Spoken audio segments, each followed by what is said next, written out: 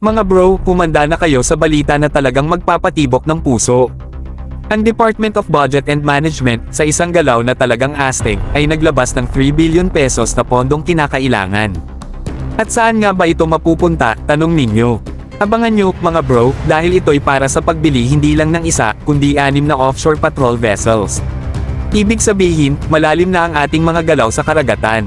Dahil sa Special Allotment Release Order, ang Department of National Defense ay ngayon ay handa na sa mga pondo upang tuparin ang pangarap na ito sa karagatan.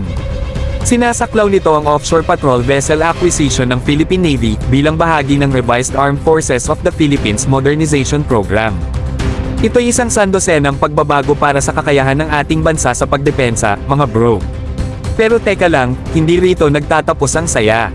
Dito talaga magsisimula ang kasiyahan. Ang unang saro ay inilabas noong 2022 ng Hunyo na nagtatakda ng simula ng isang kamangha-manghang paglalakbay.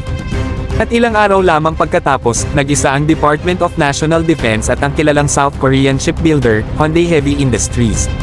Naglagda sila ng kontrata na nagkakahalaga ng 30 billion pesos upang magbigay hindi lang ng isa o dalawa, kundi 6 na napakahusay na mga barko sa Philippine Navy.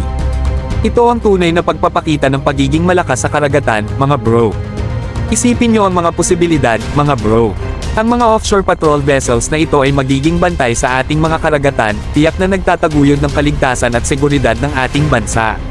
Sila ang mga tagapagbantay ng ating mga hangganan sa karagatan, ang mga tagapagtanggol ng kapayapaan, at ang simbolo ng ating lakas.